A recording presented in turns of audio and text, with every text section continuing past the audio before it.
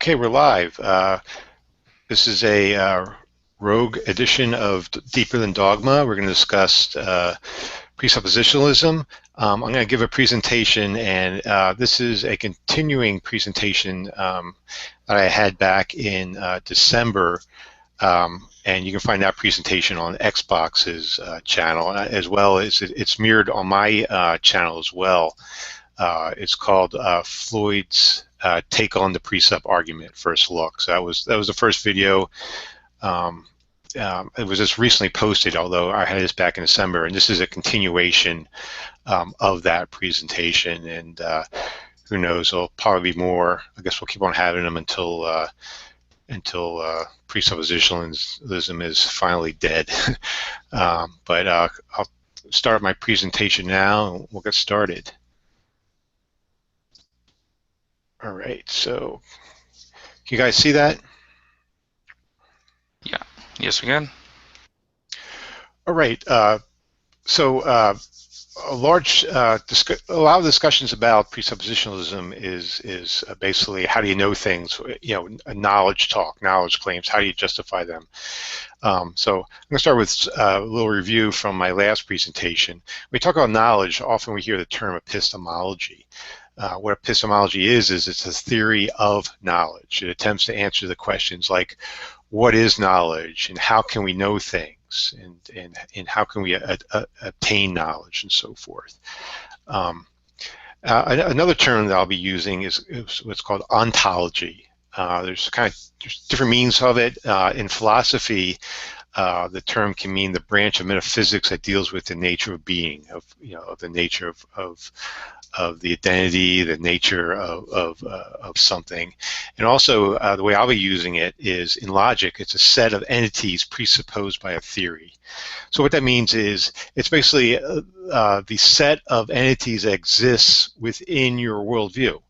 So, for example, within my worldview, cars exist, and horses exist, and the earth exists, and a mind-independent reality exists. For Christians, those things could exist as well, but in their worldview, demons can also exist, and angels can exist, and so forth, things like that. So ontology is basically the set of entities that exist within your worldview.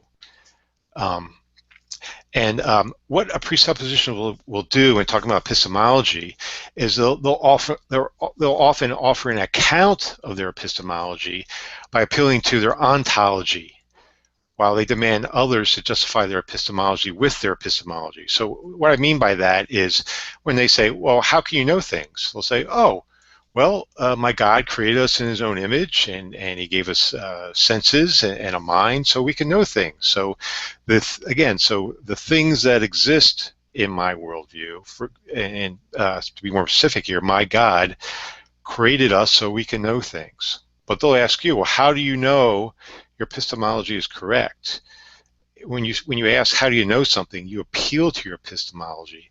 So if you try to justify your epistemology with your epistemology, that's a logically circular argument, and that's what they'll usually call you on. So again, they'll appeal to just their metaphysical backstory of what exists in their worldview to account for, not justify, but account for how they can know things. Well, I'll get a little bit more deeper into that a little later.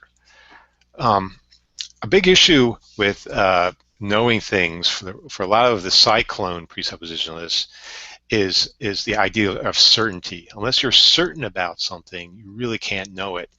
It comes down to two different philosophies here. One's fallibilism, and fallibilism is the view that we could be wrong about our beliefs, but still be justified in holding incorrect beliefs. The cyclone presuppositionists will say, no, you need to have infallibility. And that means a term to mean that that knowledge requires certainty. So you need to be absolutely certain for it to be considered knowledge. But the question is, well, what do we exactly mean by certain, and how does that apply to justification? A lot of people are fallibilists, and I kind of see myself as a fallibilist. You could be wrong, but if your presuppositions are correct, you are able to know things.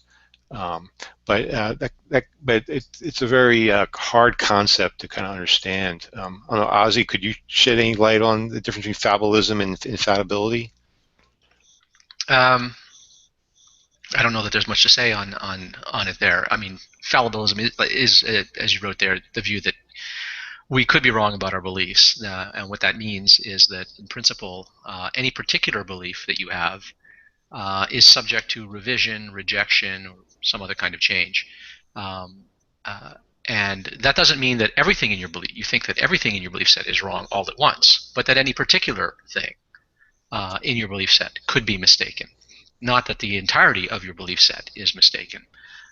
So when a person admits to fallibilism, he or she is conceding that any particular fact in their belief set could be mistaken. But they are not conceding that the entirety of their belief set is mistaken. And that's actually kind of important when talking with a cyclone presuppositionalist, because they will sometimes have a tendency to suggest that if you concede that any particular thing in your belief set is mistaken, that you are evacuating the all claims to know anything from your belief set. And that doesn't follow. That's a complete non sequitur when they try to pull that move. And what was the other term that you wanted me to elaborate on? Well, the idea that we must have certainty to have knowledge. Oh, yeah. Well, I mean, that is really sort of an odd thing. I mean, there are some philosophers who will insist that in order to know something, you would have to be certain. That in order to know something, you would not just have to know that thing, but you'd have to be justified, and it wouldn't be sufficient to have a justification. It wouldn't be sufficient that there be a justification. You'd have to know the justification. Not only would you have to be aware of that justification, but you would have to know that the justification is itself true. You'd have to know that you know. In order to know a proposition, you'd have to know that you know it. That's called the KK principle, the know that you know principle. And that is a principle that is not very well subscribed by epistemologists, because if it's true that in order to know a proposition, you have to know that you know, it immediately sets you onto a path for an infinite regress, and there's no way out of that regress, because any reason or any claim that you made that you think would putatively get you out of the regress is itself a claim that you would have to know that you know, and you'll be back in the regress. So the KK principle is generally rejected, and so most philosophers don't think that certainty is any part of the definition of knowledge. The definition of empirical knowledge, for instance, might be something like justified true belief or reliably produced true belief. There's all kinds of definitions of knowledge out there, but certainty is usually not included among them, because as soon as you include certainty among them, you're effectively saying knowledge is a concept that has no application. There are no instances of knowledge. It would never be the case that anyone could know anything, ever. I mean, even a god couldn't know it. Couldn't know anything if that were true, because even a god would end up in an infinite justificatory regress, out of which even a god would not be able to escape. So unless you just posit that the god does know everything, but then that's an argument by stipulation. So certainty is not normally understood to be a part of the definition of knowledge. It's not to be identified with truth. It's not to be identified with justification. It's certainly not equivalent to knowledge. And anyone who tries to suggest that knowledge implies certainty has sort of a tough row to hoe. It's actually a difficult argument to make. And in any case, certainty is a word which is not categorical. People will often say that if you're certain about something, you're either certain or you're not. It's categorical. It's all or none. But if you in fact attend to how people use the word certainty, you'll discover something rather obvious that people have a tendency to overlook, and that is that certainty is something that admits of degrees. It makes perfect sense to say, how certain are you of that? Right? Just how certain are you of that? Right? We ask that all the time. Certainty admits of degrees. You can be more or less certain, and that's because certainty, when you ask the question, are you certain of that, what you're asking is for the person's degree of confidence. You want to know just how confident they are. And certainty is a word that we sometimes use to reserve for a sense of maximal confidence in a proposition. but we also use it in a looser sense. And when you're using it in the sense of maximal confidence, it still refers to confidence. It's still a qualifier that means I am as confident as I can be. But that doesn't imply that you couldn't be wrong. Certainty means, well, if you're certain of something, it means that you can't muster a doubt. It means indubitability. But the fact that you can't muster a doubt about something doesn't imply that you couldn't be wrong about it. Indubitability isn't inerrancy, and it isn't irrevisability, and it isn't incorrigibility. These are all terms that mean different things. So you can be certain about something, that is, feel certain, be absolutely confident of something, and be mistaken. And you can be absolutely right about something and have doubts about it. So certainty is neither necessary nor sufficient for knowledge. And anybody who tries to sort of define knowledge as justified true belief and then tries to insist on certainty is now smuggling in another condition into their definition of knowledge. Now what they're actually saying is knowledge is justified, true, certain belief. But what does confidence have to do with anything there? Absolutely, it's not a term that co-varies with veracity. Certainty is not a guarantee of veracity. And so that's why philosophers generally think that certainty plays no part in a proper definition of the concept of knowledge. Yeah, I heard some people claim, well, certainty means that there's no possible way that it can be wrong. Well, if a proposition is true, there is no possible way for it to be false, because why? Because it's true. Right, it's definitional. Right, so whether it's true or not is regardless of whether you're justified for it. It could be true, it could be false. You could have a justification for it or not have a justification for it. But just saying there's no possible way you can be wrong, it can be wrong. Well, that's just another saying it's true. And you can say, well, there's no possible way I could be wrong. Well, that's just saying that you have a proposition that happens to be true. So, within that, definition of justified true belief, it still doesn't quite fit. It just means true.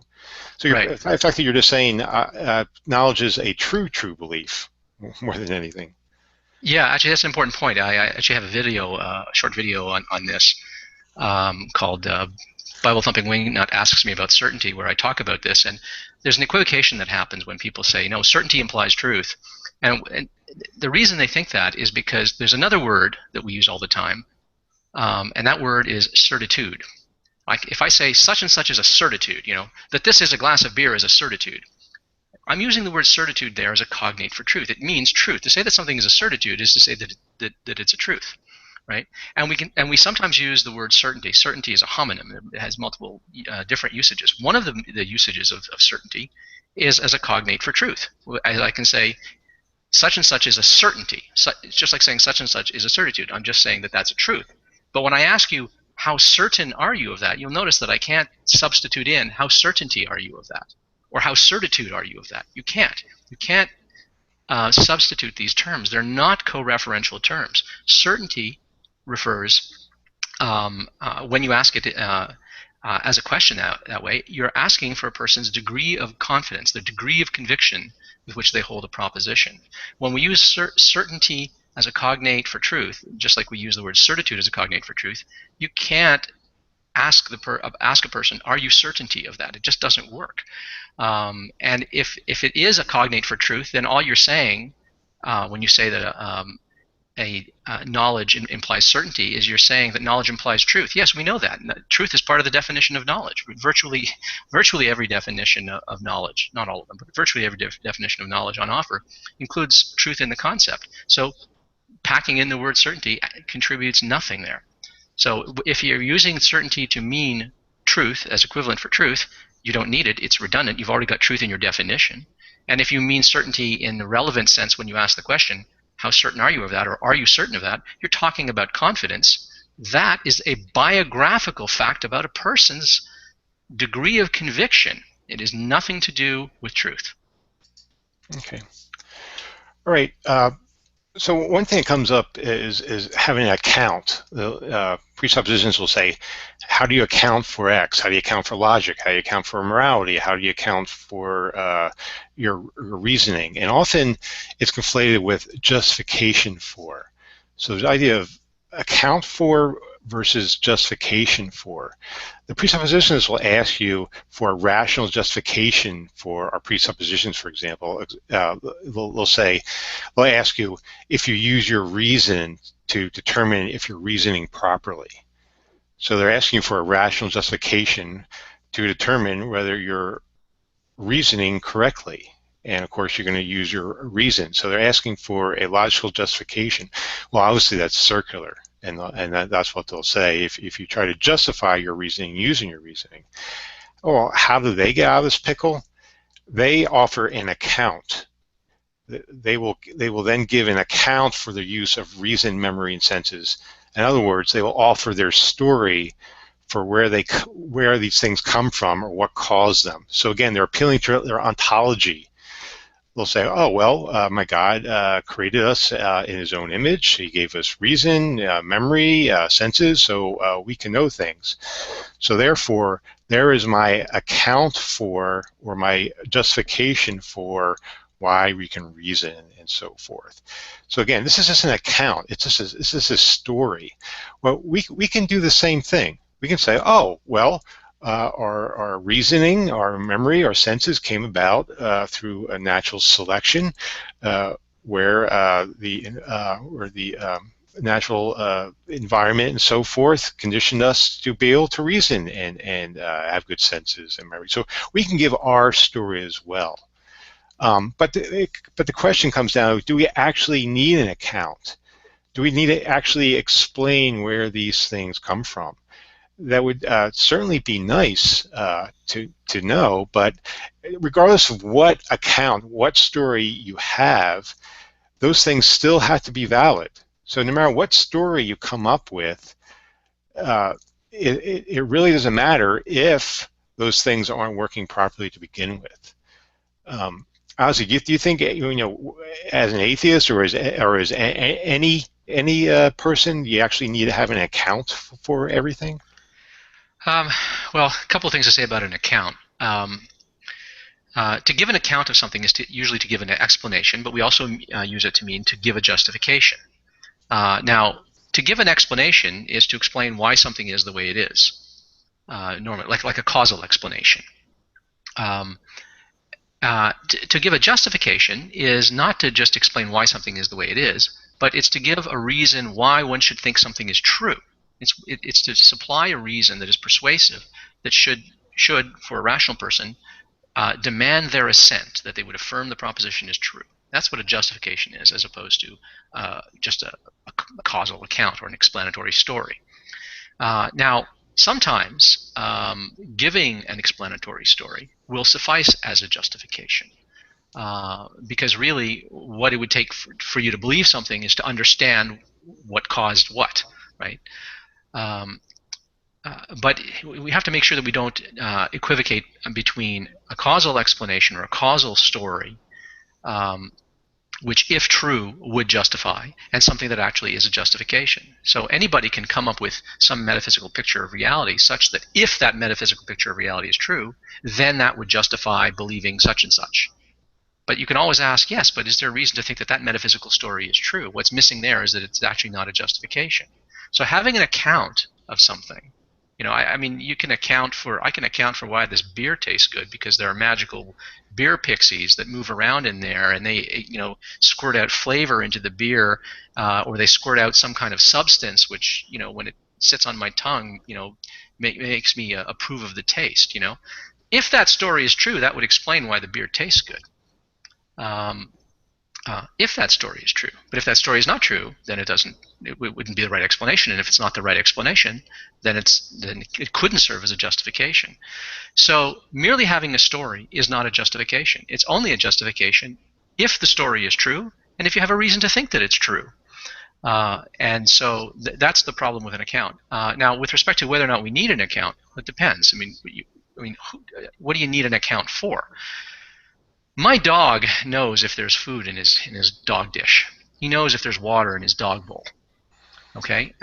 He doesn't have an account. He doesn't have a theory of mind. He doesn't have an epistemological theory, not even of the crudest sort. Right? He just looks in the bowl and he has a visual experience of food in his bowl, and And that's sufficient for my dog to know that there's food in his bowl. Okay? Of course, he could be mistaken, but under the right conditions, under those right causal circumstances, when my dog is looking into his dog dish and sees dog food or water, my dog's belief that there's dog food and water in his serving bowls uh, uh, fully justifies his belief. But my dog doesn't need a justification, and my dog doesn't even need an account because it doesn't need a justification. Who needs an account? Well, an epistemologist needs an account, right? So if you're a philosopher, you need an account. If you're doing sort of philosophy of knowledge, then you need an account. But you don't need an account to know things. You need an account to understand what constitutes knowledge, whether something is knowledge, and whether under the present circumstances you in fact know what you think that you know. That's when you need an account. But you don't need an account to know anything. And if a person wants to insist on that, that needs an argument. Yeah, it's like saying, for me to be able to drive my car to work, I need to know how the car engine works. That's interesting. Sai actually used that example on me about, well, you can say you can drive, but if you don't know how it works, then. But the last couple of things you guys just said, I think, really cuts to the heart of it, because that is actually the claim you hear from the cyclone tier, you know, they call them the sub-Bonson presuppositionalists, is to say if you don't have an account, then you really can't know anything. That's expressly how they put it, including, like I say, in a chat I had with Seitan Bruggencate, specifically using the example of the driving a car, not really knowing how it works. There's an interesting parallel here, because you'll often hear these same presuppositionalists say that you need an account of morality. If you can't account for morality, then you've got a problem with your worldview. And of course, if you don't have an account of morality, if you don't have an account of knowledge, if you don't have an account of beauty, if you don't have an account of knowledge, then of course there is something missing from your picture of reality, right? I mean, there's all kinds of things missing from my picture of reality. You know, I don't know how a twin cam engine works. You know, I don't know what a twin cam engine is. It's missing from my picture of reality. Do I need to know that? Well, not to drive a car with a twin cam engine, I don't. But what's interesting is that these same people will tell you, oh yes, of course, an atheist or non-believer can be moral, but he or she lacks an account of morality. Well, wait a minute. If I can be moral without an account of morality, why can't I have knowledge if I don't have an account of knowledge, right? They seem to be playing by two sets of rules. When it comes to morality, they're often in the habit of saying, oh yes, of course, you know, atheists can be moral. They can do the right thing. They can do the wrong thing. They're still moral agents, which is why God can judge them and condemn them.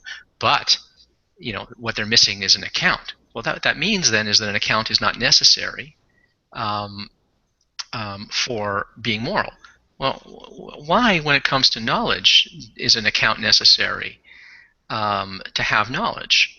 Why is an account of knowledge necessary to have knowledge? That's kind of odd.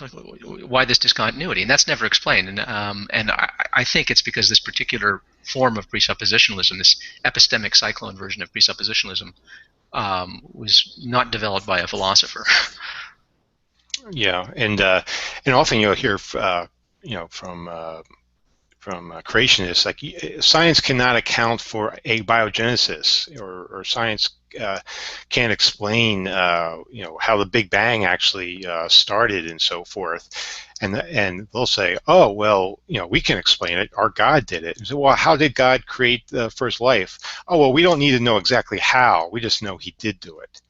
So it's kind of a double standard where they're asking us, well, science has to explain everything about how things were done, but we don't. We just says, okay, we know where it came from, but we don't need to know exactly how it was done. Well, we could say the same thing. Oh, well, natural forces created it. It came from natural forces, but we don't know how exactly it came about. We just know natural forces did it. So, you know, it just seems like a wash. When asked whether we need to count, philosopher Gene Whitmer, he's a philosopher, I believe, University of Florida. I'm not exactly sure. He wrote, indeed, you can always say that it's part of your view that no account or basis is needed. If they say that this is not fair, that of course you have to have an account. You can then say that this is an external criticism, not an internal one, and they're begging the question. They're relying on their presuppositions about what is needed. If they can demand that you give an account or basis or whatnot, then you can demand that they meet some demand of yours. Say a demand that their claims about God be testable by empirical investigation. They won't like that. And if anyone's interested in the paper where that comes from, I give the title there. I'm not sure if it's available on the internet. If someone's interested with it, they can just contact me. I believe it was available on the internet at one point. I'm not sure if it is now. But this is a paper about presuppositionalism. Based on my worldview. So a lot of times when presuppositionists will ask questions, where things come from, how do you account for things, they'll answer based on their worldview. Again, they're appealing to the ontology. So in accounting for logic, morality, reason, senses, they base it on the presupposition, and that is different from justifying them logically or admitting that you are fallible. So there's a difference between justifying our beliefs based on your fallible nature and justifying your beliefs based on the presuppositions of your worldview. So when asked these things, they'll just stick with their worldview and say, oh, well, within my worldview, God did it, or it's part of God's nature, or some sort of variety of that, or it reflects the mind of God in terms of like logic and so forth. So that's something to keep in mind when they answer these questions. They always do it based on my worldview. So when they ask you the question, how do you know there's a mind-independent reality? Refute solipsism. Well, you can appeal to your worldview. Well, in my worldview, a mind-independent reality exists. So I'll get into a little bit more detail about that a little later. Presuppositionists, they also preach the myth of neutrality. They claim that there is no neutral ground.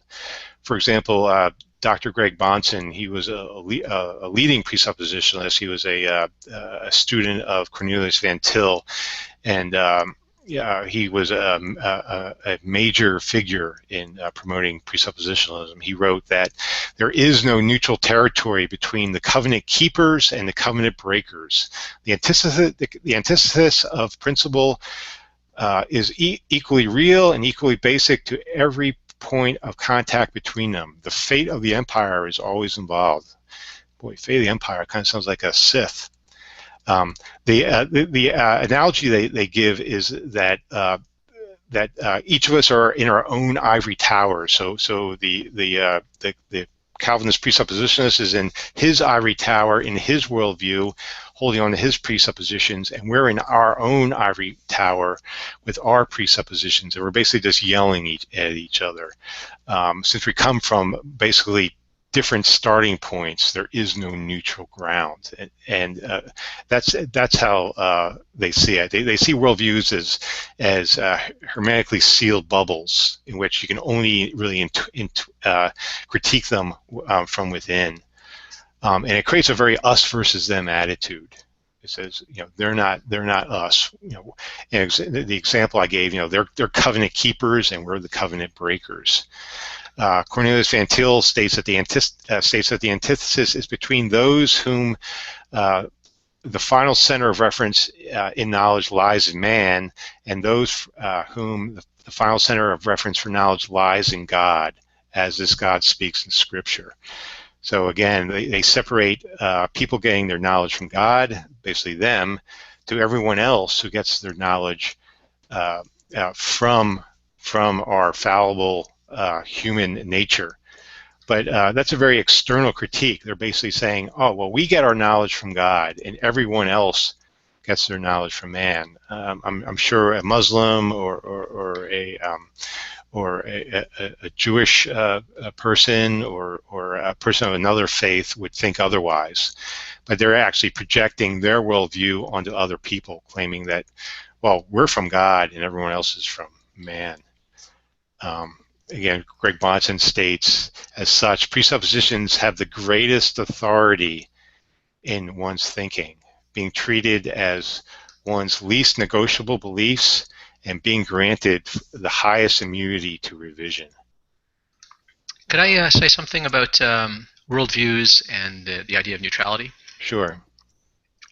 First, just a word about worldview, because it's a word that gets bandied about an awful lot, and a lot of people are sort of tired of it because they keep hearing it in the same kind of tedious context. But I mean, the word worldview, I don't think is an ugly word that we should shy away from. I mean, a worldview is just the totality of your belief set. It's your picture of reality. It's your map of reality. It's your outlook on the world, and it includes not just your explicit conscious beliefs that you have deliberated over and arrived at quite consciously, but all of your implicit beliefs, your tacit opinions, for instance. It includes your values, and of course it includes your beliefs, explicit and implicit, about how you ought to arrive at your beliefs.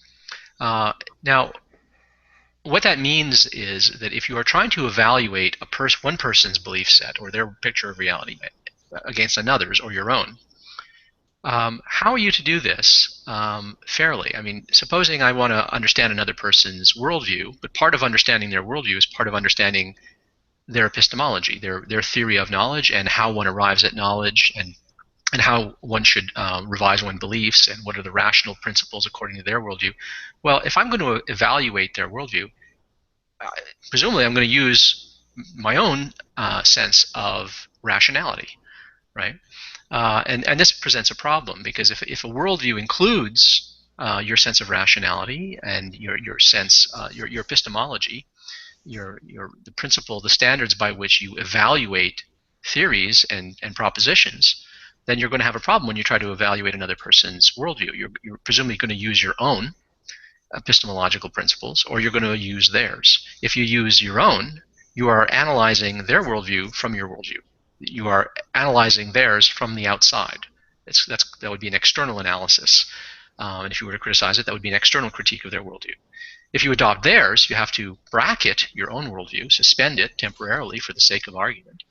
You don't have to actually stop believing it. You just bracket it for the purposes of argument, and then you operate within the scope of their worldview, within the scope of their belief set, and then you evaluate their worldview and try to find consistencies and inconsistencies and inadequacies in their worldview using the contents of their belief set. So I think that, strictly speaking, it's correct to say that worldviews are incommensurable.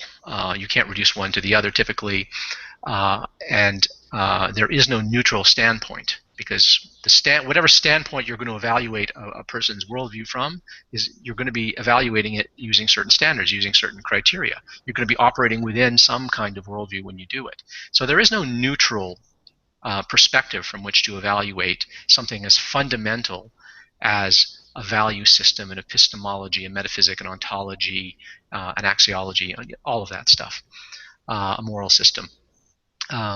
So I think that the presuppositionalists are right here. I mean, this isn't an insight that they developed, but I mean, they're right to harp on this. But I don't think it's right to imagine that once you have a worldview, you're locked into it, and that you can't revise your belief set, and that you either have to hold to it or abandon it wholesale and then jump into another one. That's not true. People revise their beliefs within the scope of their own belief set. They can revise their beliefs. They can even revise their own epistemological standards. It's just not true that belief sets or worldviews are these hermetically sealed bubbles, and that there's no way to revise and even drastically transform your belief set without completely abandoning it and adopting another one. That's not true. That's simply a mistake. It's false to fact. I mean, you only have to look at people who have slowly evolved from one belief to another and contrast that with people who have, in fact, drastically abandoned one set of beliefs for another entire belief set.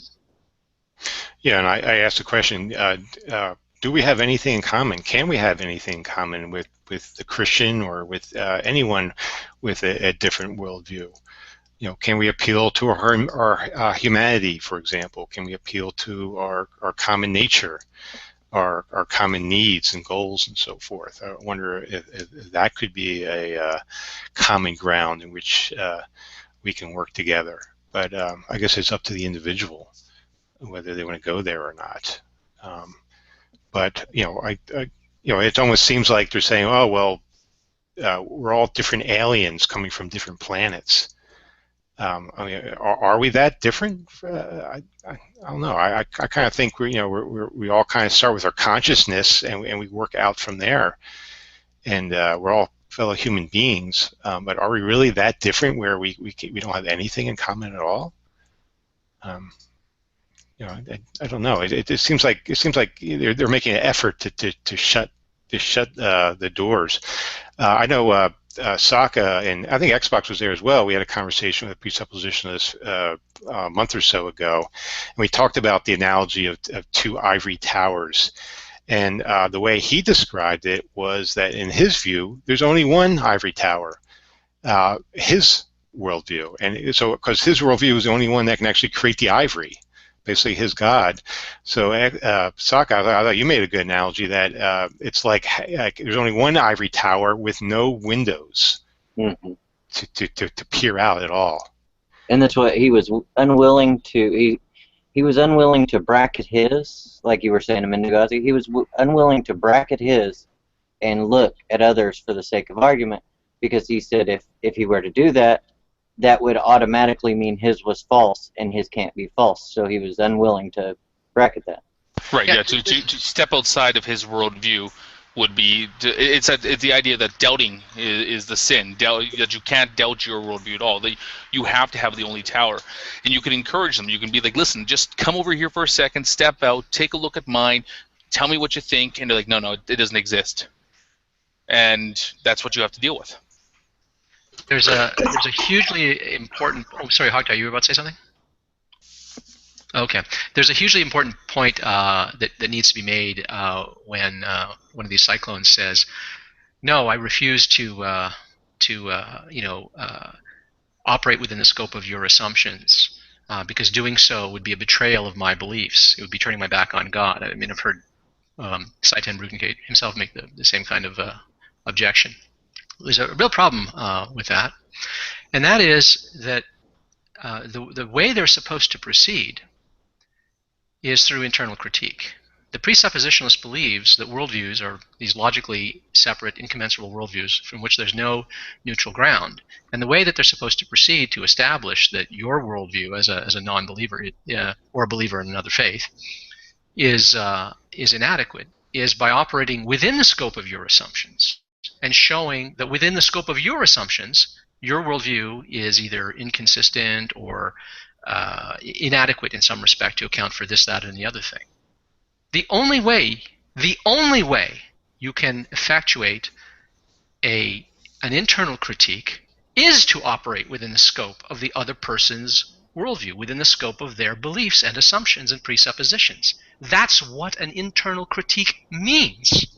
And so when they say, I will not abandon my presuppositions, but then they're going to do an internal critique of yours, they don't know what they're talking about. Just flat out contradiction. They don't understand what an internal critique is. They don't understand that that is how presuppositionalism, properly understood, tries to establish the falsity of another worldview. Not because it contradicts Christian presuppositions, but that without Christian presuppositions, on the assumptions of the non-Christians' views, there is an inadequacy or an inconsistency here that is so damning that the worldview is incoherent or just not feasible. That's how it's supposed to be. The only way that a presuppositionalist can effectuate an internal critique is by bracketing his or her own worldviews and presuppositions for the sake of argument, to adopt the other person's presuppositions for the sake of argument in order to evaluate the worldview from within that worldview, not from within their own worldview. And I think that a lot of these cyclones are just too philosophically unsophisticated to understand what presuppositionalism properly construed actually demands of them. They're really trying to have it both ways, and it just doesn't make sense. It's complete nonsense. When they do that, they are effectuating an external critique. But when they're effectuating an external critique and saying the problem with your worldview is that it violates my Christian presuppositions, all they're saying is the problem with your worldview is that it's not my worldview. Because I disagree with it. Yeah. Yeah. Great. It's very persuasive. That shines a light on something that absolutely puzzled me about what some of them are doing. Like sometimes you'll make a point, so well, imagine this, or suppose that there's a God that has these attributes instead of the God you're talking about, and they're just like, well, I can't do that because that goes against my worldview. So, well, that's not the point. We were talking about a hypothetical here. They do. I mean, when they do the so-called internal critique on our worldview, are they not stepping out of their worldview? Are they not, donning our shoes, as it were? See, I strongly suspect that a lot of times that these answers that come off these index cards that they all get with their Seitan Gruppengate DVD box set, a lot of times these are like get out of jail free cards. You ask a question that's a little bit tricky, then they'll say, oh, well, I'm not going to discuss this with someone who can't justify their reason, or they just have these things so I don't have to answer the question. I'd always got the vibe when they say, well, if I were to play your hypothetical, that would be me denying God. That just, well, no, you were free to do it a moment ago, but I get the impression they kind of play that now and again as just a way of dodging the topic. Well, they turn it around too. Is if you bracket yours and take an internal critique of theirs, well, then you had to give up your atheism to defeat my argument. Yeah, that's right. Yeah, so what they'll do is they'll invite you to do an internal critique in their worldview.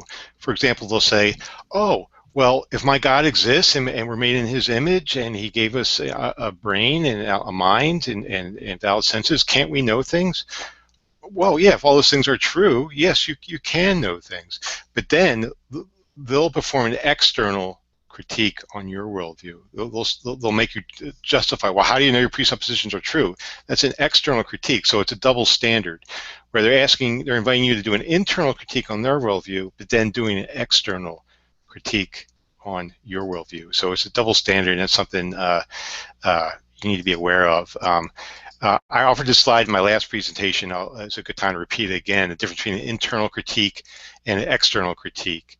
An internal critique assumes the truth of the worldview in order to examine that would be what would be the case if it were true. It's a type of reductio ad absurdum to show that given the premises, the conclusion leads to a contradiction, and it stays within the bounds of the belief set. So assuming that the presuppositions and the beliefs within that belief set are true, where does that actually lead you? Where an external critique, it doesn't accept the presuppositions of the other's worldview. It doesn't assume the truth of them, but rather it questions those very beliefs themselves. So we'll hear this over and over again. How do you justify that there's a mind-independent reality? How do you justify your reasoning? How do you justify your senses and so forth? So it goes beyond the bounds of the belief set. So that's something to be aware of. The difference between an internal critique or an external critique. Okay, let's go to specific examples now. A common topic that comes up is solipsism. Solipsism is the view that there is no mind-independent reality, that everything is just an experience within your mind. There's different kinds of solipsism. There's, I guess, metaphysical or ontological solipsism that says that in actuality there is only your mind. And then there's an epistemic solipsism that says the only thing that you can actually know is within your mind. If there is an external reality, you really can't know that it is. The presupper will challenge you to refute solipsism based on what? Based on your fallible nature. They're saying, you as a fallible human being, how do you know that there's a mind-independent reality? How do you know that you're not a brain of that? How do you know that a demon, you're not under a demon spell, and everything that you experience is just an illusion?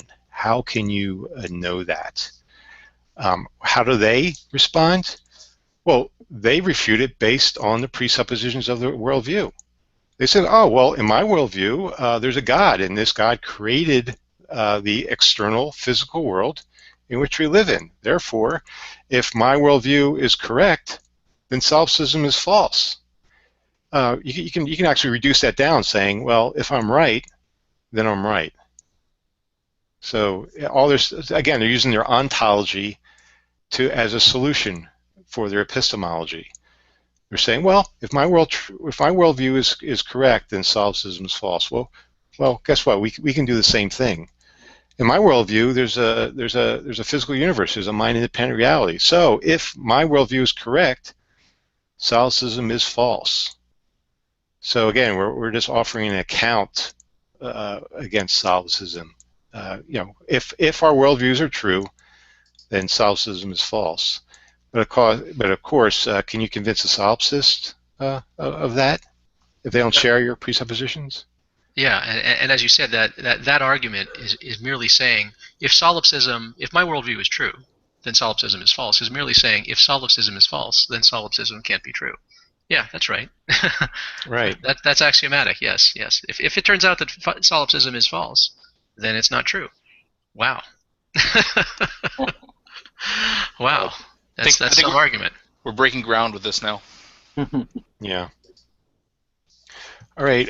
Next example. Okay, here's the famous Sci-10 Bruggencate question. Could you be wrong about everything you claim to know? Well, when you hear that, again, go back to my original slide. Based on what? Based on one's fallibility or based on the presuppositions of my worldview? How do they answer that? They answer it based on the presuppositions of the worldview. If my God exists and we're created in His image and He gave us our cognitive abilities and senses and so forth, then we can know things. Voila, problem solved. If I think what happens with atheists and so forth is we try to be intellectually honest and say, well, gee, I'm a fallible human being. I could be wrong about things. Gee, could I be wrong about everything? Well, perhaps. I guess you could make claims like, oh well, I'm certain that I can know that I don't know everything. I'm not omniscient, or I know that I'm not your God. You can play little tricks like that. I think Ozzy, didn't you say you could say, well, for us to understand your question, we had to know the semantics of the question that the cyclone asked us.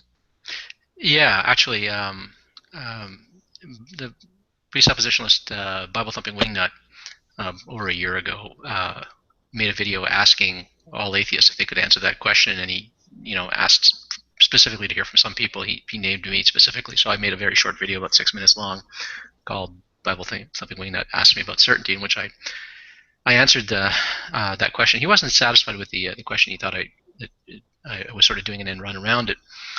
So in the video description box, I wrote a lengthy response. If anyone's interested, they can go look at it there. I wrote a sort of multi-paragraph response, but the answer to the question would depend entirely on what you mean by everything you know. I mean, just how far would you extend the scope of that everything? For instance, what about my lexical beliefs? Those would be my beliefs about the words that I'm using right now, that you're hearing right now. Could I be wrong even about those? Well, if I were, I couldn't even understand the question. So to answer the question, could I be wrong about everything I think I know? Even to understand the question, one has to assume that one knows the meanings of the words one's hearing and speaking. Right?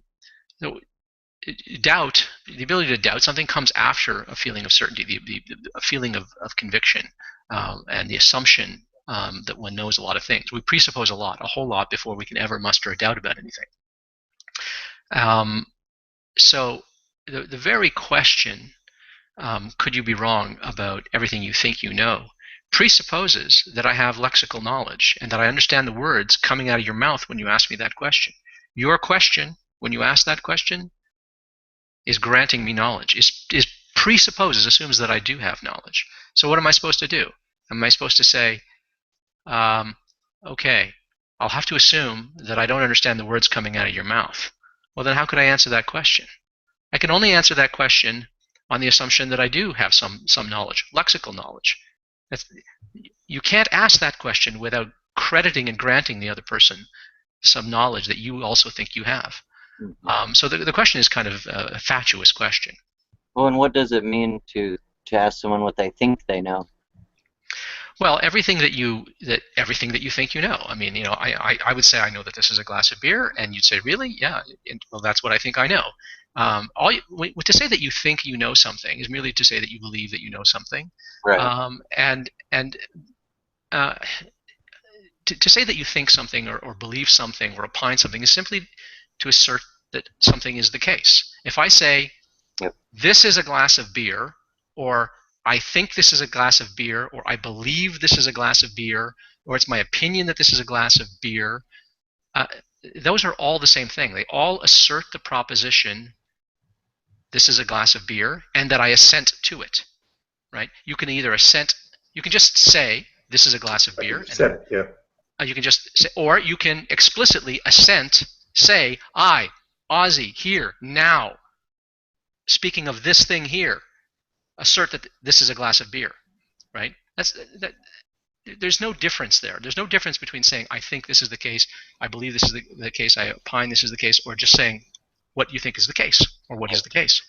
Those are all semantically the same thing. The only difference is that we often use words like believe and think and opine to qualify in such a way as to indicate that we're not maximally confident of it, right? So I'll say, well, I think this is a glass of beer. Maybe it's something else. Maybe it's mead, right? Yeah. I might say, I think, right? There we're using the word think, not to merely signal the proposition that we're assenting to, but also to express certain reservations that we have with respect to our confidence in that proposition. Yeah. Right? So you can qualify that, right? And that's why people will often say, oh, well, when you say that you merely believe something, you're not really asserting it. Well, no, when you say I believe X, and when you say X is the case, you're assenting to the same proposition. It's just that very often, in some contexts, we use the word believe to merely mean assent, and sometimes we use it as a qualifier to indicate some reservations. I mean, can I also point out that the statement itself, that could you be wrong about everything that you know? I mean, if I know that I could be wrong about everything that I know, and I am wrong about everything that I know, wouldn't that mean that I knew one thing, right, that I could be wrong about everything that I knew? So I mean, that's why they do it. Yeah. Could you be wrong about that then? Yeah. So in that sense, it's impossible for me to be wrong about everything that I claim to know, because there's at least one thing that I know, and that's I could be wrong about everything that I know. They do ask it on purpose. Like they add the think in there. They add that on purpose, and there's a Hovind video out there that he actually explains why that they actually add everything that you think that you know. Yeah, well, no, they have to add that because knowledge is true by definition, right? Anything that is, right. If you actually know that something is the case, then it's true, and then you can't be wrong, right? Actually, it's really funny because when Bible Thumping Wingnut responded to my video, what he actually wrote was, "Could you be wrong about everything you know?"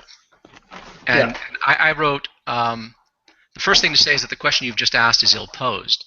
If by knowledge you have in mind something like justified true belief, then it's impossible, by definition, for me to be wrong about what I know, because knowledge implies truth. Nobody is wrong about what they know, because knowledge implies truth. So if I actually do know something, then by hypothesis, it's true, and I can't be mistaken about it. So that way of formulating the question is incorrect, and that's why people are right, the presuppositionalists are right, if they formulate it as, could you be mistaken about everything that you think you know, or believe that you know, or take that you know, or some other qualifier? That's put another qualifier in there of some sort, because you can't be mistaken about what you in fact know. I'm wondering if at some point during the Hangout too, we'll invest a little bit of time on the issue that you just touched on, Ozzy, too, about the way that we use some of these words. Like, I agree that denotatively, when you say here's proposition X. I believe X is true. I think X is true. Right? The X is true. Those words coming out of my mouth are all exactly, they're denotatively equivalent. But we do use the words, and I wonder if we can do a brief segment maybe after. We don't want to hold up Floyd too much, but on how so much of the this rung of cyclone presuppositionalism turns on equivocation fallacies and misusing the way that we use these terms in commonplace language. So, for example, we do use a lot of those words, believe, think, assume, know, as indicate, because they all mean the same thing denotatively. Well, then why do we have all those words? Well, we have them because informally we use them as cues to each other about our subjective assessment of confidence, right? Do you, I assume that is beer you're drinking, right? That's not turpentine, or I assume.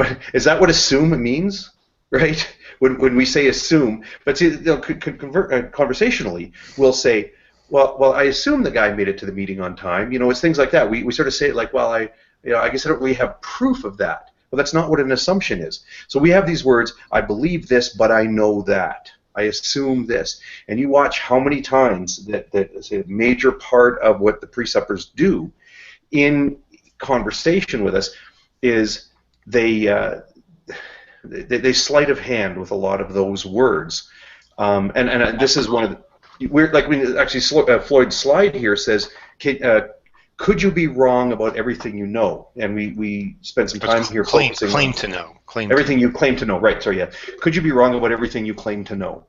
And we kind of focus on the everything. Well, I could be wrong about a lot of things that I claim to know, but could I be wrong about everything? Yes, I think that's an important issue.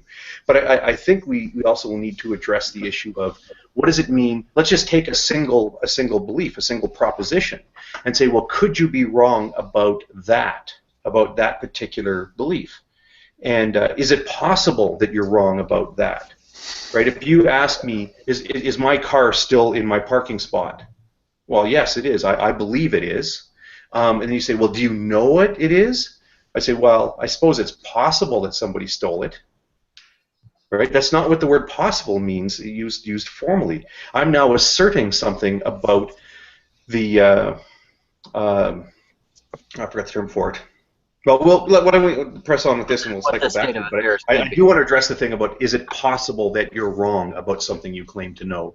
Could you be wrong about what you claim to know? Because I think we're answering that question honestly and informally, only to have it sort of jerked around back on us with the formal language used in a noose-like fashion.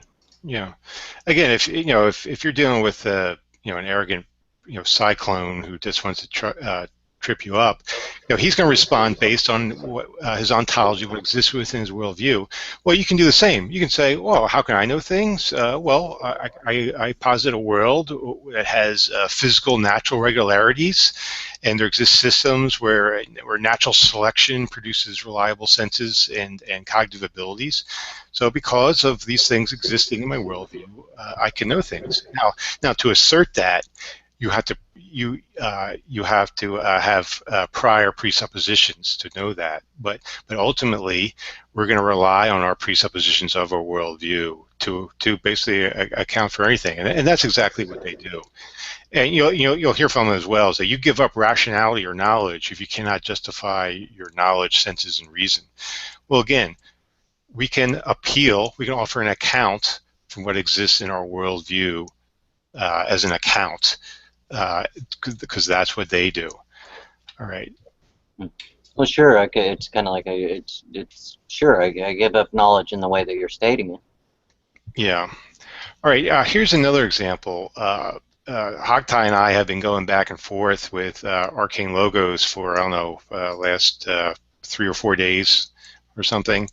And here's a response. Here's a comment Arcane made to me. He said, Floyd, your worldview doesn't allow knowledge, only assumptions. You assume solipsism is false, but you can't know it. Your worldview reduces to skepticism, for which you have no rational grounds to critique mine. Okay, I'm going to stop right there. Okay, even if my worldview was completely invalid, irrational, contradictory, and so forth, that doesn't mean that I can't critique his worldview. A fellow Christian could critique his worldview. I could borrow his account for logic and knowledge and so forth to critique his worldview. So it's really irrelevant what my worldview says or can account for to be able to critique his. I'll just take his presuppositions and go from there. So the idea, if we don't have an account or our worldview is invalid, that we have no rational grounds to critique theirs, it's just a non sequitur. It's just totally false. Or you can say arcane layer. This basically is just showing some bravado here, claiming that I lost and so forth, and he he claims to have a quote from Ozzy saying, "I have no guarantee for anything I know is correct."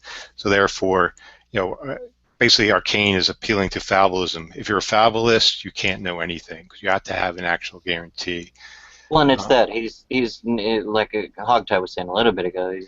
He's equivocating at that point on knowledge, because sure, the way, like I said, the way he was stating to begin with, sure, I give up that ability if you're going to use it in a way that I'm not agreeing to. Yeah, yeah. So how do I respond to this? I say no. I haven't lost it all. Your accusations are false. You haven't shown solipsism is false without begging the question of assuming your presuppositions. So again, he's just saying, well, solipsism is false because my worldview says so. Okay, your worldview has presuppositions as well. We all start with presuppositions. Do you deny this? And he never answers my questions. And I point out, my rational ground to critique your worldview is to identify contradictions and problems.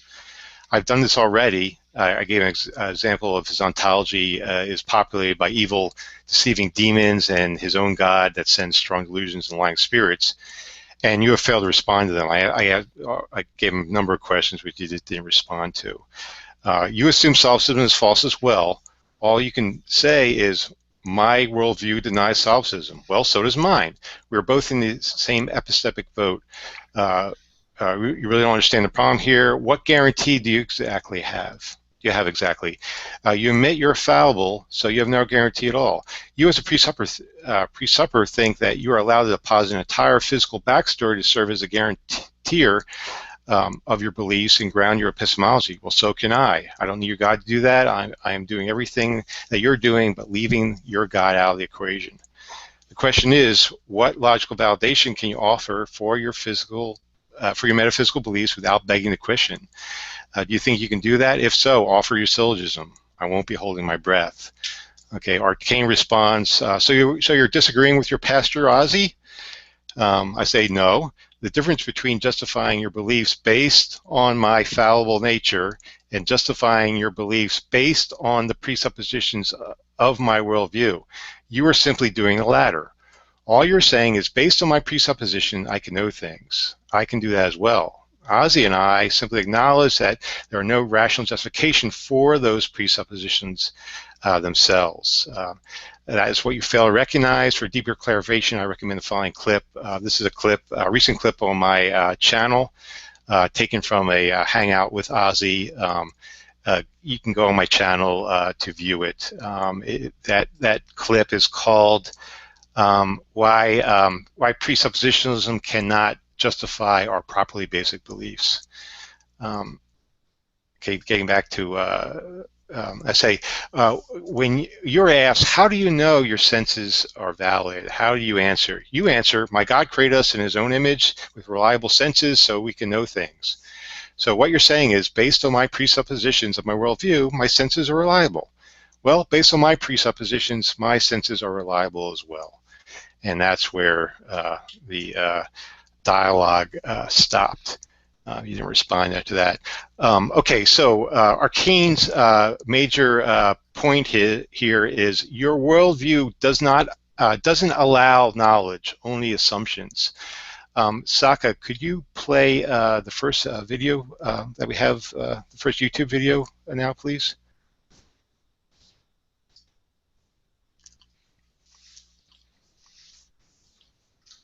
Socka? Okay, here we go. In the nature of the case, an ultimate standard must authorize itself.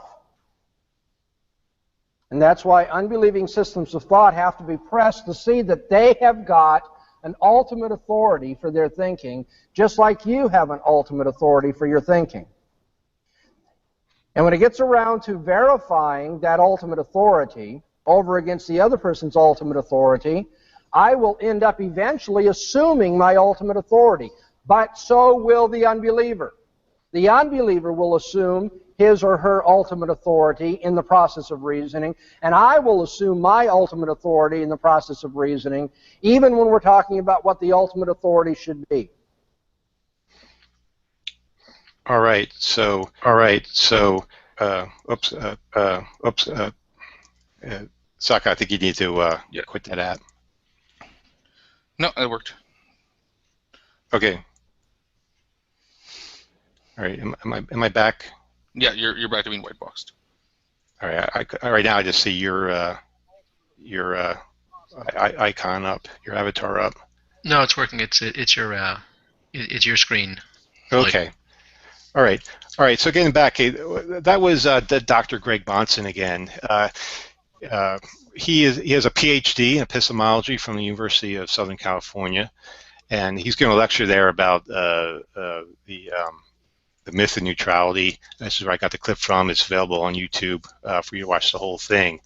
So this is from the myth of neutrality lecture, where he says, when it gets around to verifying the ultimate authority against the other person's ultimate authority, I will end up eventually assuming my ultimate authority, but so will the unbeliever. So we're talking about assumptions here.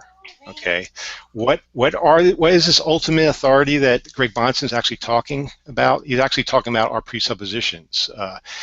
Greg Bahnsen defines presuppositions as such. He says a presupposition is an elementary assumption in one's reasoning or in the process by which opinions are formed. It is not just any assumption in an argument, but a personal commitment that is held at the most basic level at one's network of beliefs. Presuppositions form a wide-ranging foundational perspective or starting point in terms of which everything else is interpreted and evaluated. As such, presuppositions have the greatest authority in one's thinking, and being treated as one's least negotiable and being granted the highest immunity to revision. So again, we're talking about assumptions. We're starting with assumptions. Now, how are these presuppositions held? What are they based on? Socka, if you could play the next video, please. Sure, 1 second.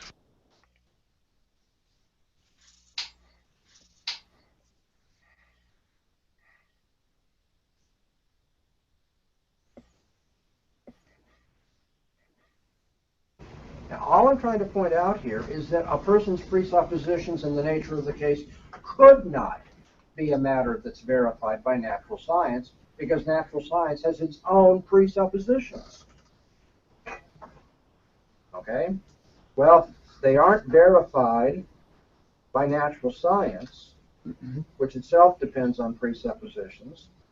Then our most basic presuppositions are held by faith, aren't they? Everybody's got a basic faith. The presuppositions that we hold are held by faith, but that isn't to say that it's some kind of arbitrary, willy-nilly leap. Like, I'll just believe anything. That's what some people think faith is. Faith is just, you know, having this commitment to whatever you want to be committed to, regardless of the evidence. So as long as you don't interpret the word faith in that way, then what I'm saying here is that a worldview is a network of presuppositions held on faith.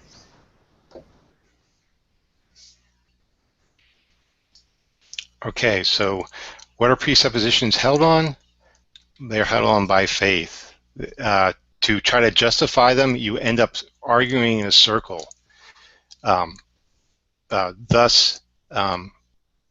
you cannot rationally justify them in pain of circularity. So you have to take them on faith. So everyone starts with assumptions. To continue on, in The Problem of Faith, Greg Bahnsen writes, no assumptions make no sense. So if there can be no assumed starting point for a demonstration, then no demonstration can get started or finished, depending upon how you look at it. So it's Greg, again, I'll repeat, no assumptions makes no sense. In his writing, Presuppositional Procedure, Greg Bahnsen writes, we must reason by presupposition. And again, Greg Bahnsen, in his Worldview Issues lecture, he states our most basic presuppositions are held by faith. Presuppositions we hold are by faith. A worldview is a network of presuppositions held on faith. This is actually biblical as well. In Hebrews 11:3, we read, by faith we understand that the world was created by the Word of God, so that what is seen was made out of things which do not appear. So again, presuppositions are held by faith. Faith is something I've railed against people being scared of that word. Most theists don't hold a blind faith. I think that is the misuse of the term more than anything.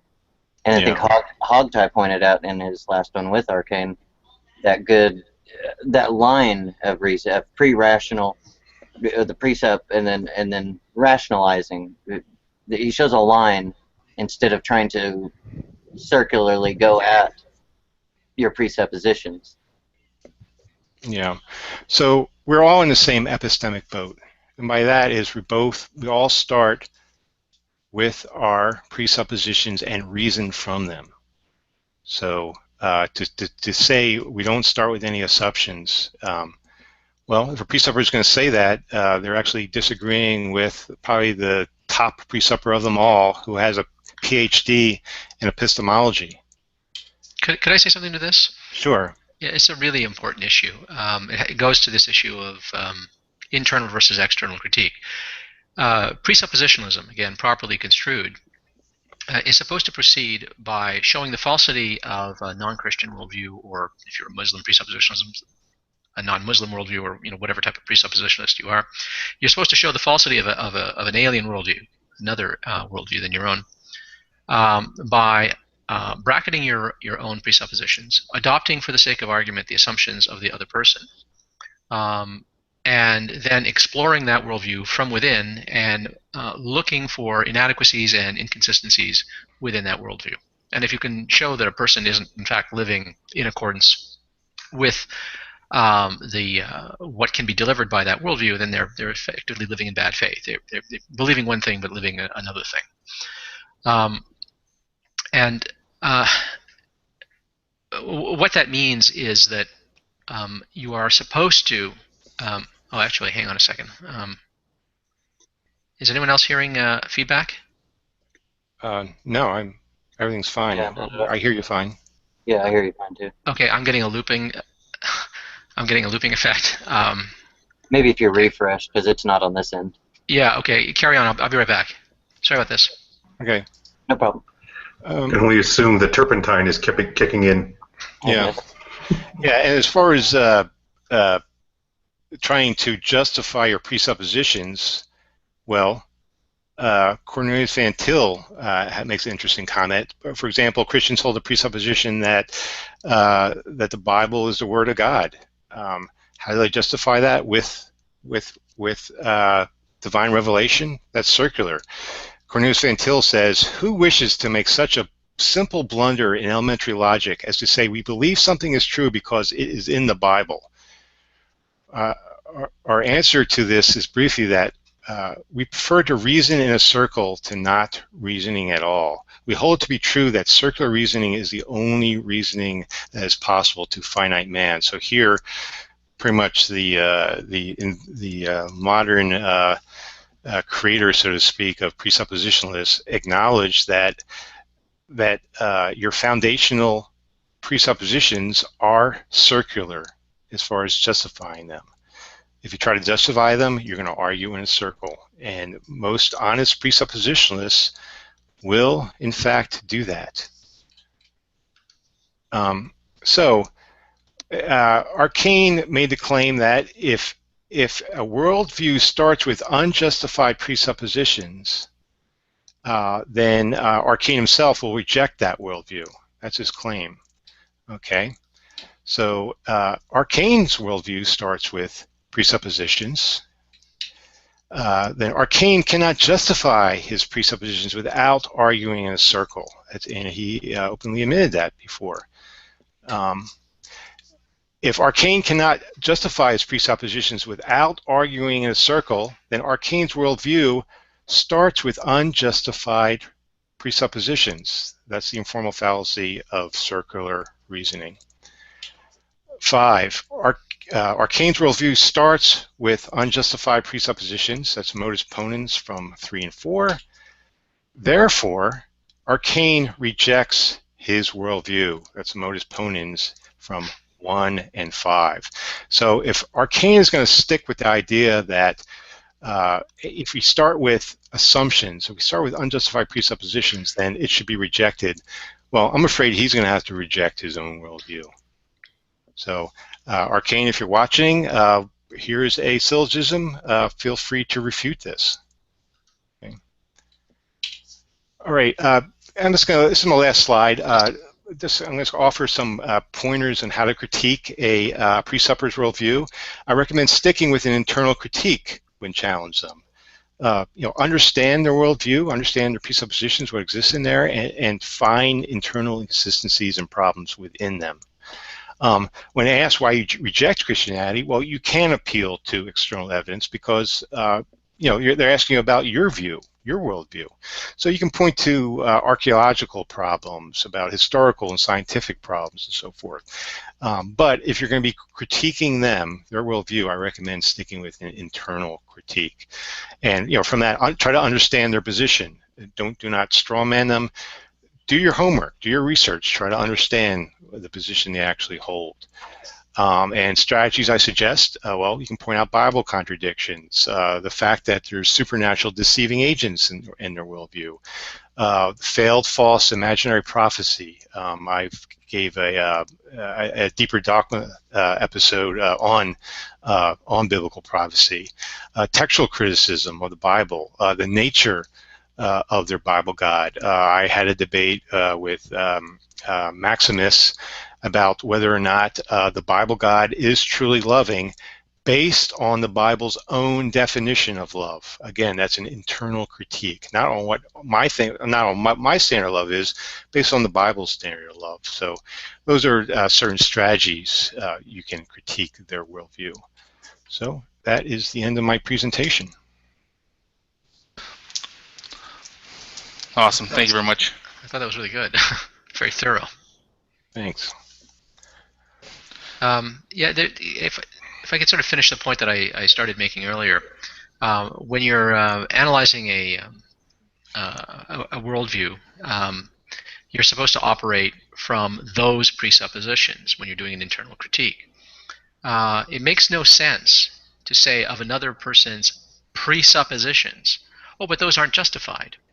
Right? The whole point of presuppositionalism is everyone has presuppositions. That is, everyone has assumptions that are unstated, that are implicit usually, but they can be consciously aware of them in principle, if they're reflective.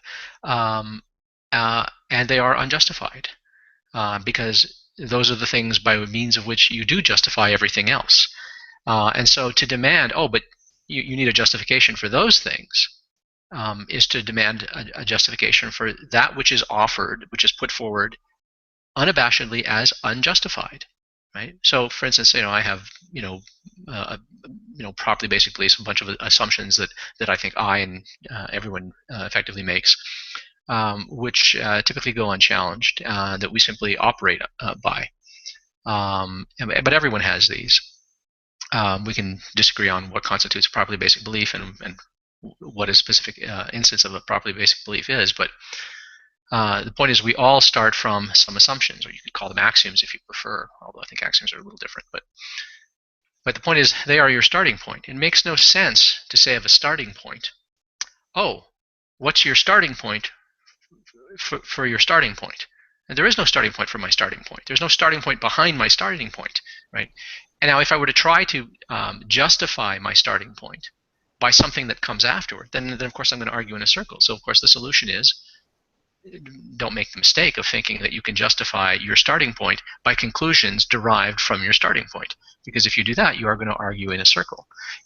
Any properly educated presuppositionalist is going to know that you can't do that, and that's a bogus objection. But the cyclones don't understand that presuppositionalism assumes that there are these fundamental, elementary beliefs that admit of no justification, and that they are the starting point, and that the way that you're supposed to vitiate or disprove another worldview is not by questioning the starting point and saying you don't have a justification for it, but by showing that based on the conclusions from that starting point, you have inconsistencies, incoherencies in the worldview, not by challenging the lack of justification of the starting point, right? Because the presuppositionalist is in the same boat. So whenever you hear a presuppositionalist say, "Oh, but you can't justify your basic starting point, your elementary assumptions," that person doesn't understand presuppositionalism and doesn't understand his or her own apologetic, doesn't understand that they're literally in the same boat. That there's no escape from that, and that's not how the critique of another worldview is supposed to proceed according to presuppositionalism. You know you're talking to a cyclone when you hear that objection. I agree. I've often stated that I'm not a presuppositionalist, but I'm a better presuppositionalist than some of the presuppositionalists on the internet, on YouTube and whatnot. And there are very few who I've actually interacted with who I'd say do hold tried and true to the presuppositionalist method. Arcane is not one of them, but I am friends with people who I believe are. And in terms of presuppositionalism starting off in circular argumentation, I often said that it's not too bad at first I thought it was a huge problem when looking at it. In fact, that's something I brought up often. It's just all circular reasoning that's justified post hocly. However, I do think now, studying epistemology a little better, the presuppositionalist could just start off with a position in philosophy, in epistemology called coherentism, which is just the notion that the foundations of knowledge are about how coherent the axioms are together as your general starting point. That's just kind of a basic coherentism. And then, of course, those axioms are held not unjustifiably. They're held because you have to kind of you're going to have to kind of, to borrow the term, presuppose them in order to have a starting point. So your first set of axioms are on the house, but the next ones better not have anything circular within them. And of course, if you're going to include those axioms within the ones you started off with, then you're augmenting your position from whence you started. Just to use a popular example, who isn't a presuppositionalist, by the way, but people often put him in the camp. Alvin Plantinga was a classical foundationalist and an internalist when it came to knowledge. However, he realized that there were tons of things that foundationalism proper couldn't really work with. So, for example, how do you know that the world wasn't created 5 minutes ago? That's something that just presupposing the laws of logic aren't really going to get you anywhere. Because even a world created 5 minutes ago is logically coherent. So, of course, Plantinga applied a form of externalism plus a form of reliabilism on top of that. And of course, he didn't just justify that by he didn't just go about that by saying, okay, I'm presupposing these. He's saying the foundation, my foundations can only be strong if I were to include them. And of course, in epistemology, it's more along the lines of the impossibility to the contrary. If you, which starts off with Aristotle, if you do not take up this axiom, then if you're automatically resorting to what's known as a reductio ad absurdum, where everything isn't making logical sense, then you know, or you have to believe in an absurdity that you would never pragmatically apply to everyday living, such as believing that you're a brain in a vat, then obviously you've gone the wrong way about things. So I think there is a better way to do presuppositionalism, and if many presuppositionalists who are on the internet who don't really know the background of all this, they pick up a book on epistemology. It never hurts. And it's really a better way to start off with than just seeing Cy 10 Bergenkate give his terrible presentations of very, very simplistic takes on Bahnsen and even on Van Zyl, because I've actually read a bit of Bahnsen, and I was much more impressed than I thought I would be going into his work, especially his dissertation on self-deception, which I would actually implore anyone to check out because it's available free online. If I could just add a little coda to that, I think there's a problem with for presuppositionalists who want to endorse any kind of coherentism. coherentism, for people who don't know, is one of the theories of within epistemology. For instance, there are coherence theories of truth that say that the truth isn't correspondence with reality. For instance, that would be a correspondence theory of truth. But coherence, but rather truth, has to do with how well your belief set is internally consistent, how it coheres together. But most presuppositionalists, arguably every presuppositionalist I've ever heard or read, would subscribe to a correspondence theory of truth and not a coherence theory. So there'd be a problem there. They tend to be fairly wedded to the correspondence theory of truth. So I think that would be an obstacle for them, I think. That would be an obstacle, but I think I might have misused the term coherentism. I just meant in terms of a building. Yeah, I think that was poorly used on my end. I just meant in terms of starting off with properly basic axioms. Those aren't circular because I was trying to use coherentism as kind of a parallel, but not having it properly understood in mind. I think it might have just went downhill. So I apologize for that. No, that's okay actually, because I mean, there's an important point in there, and that is that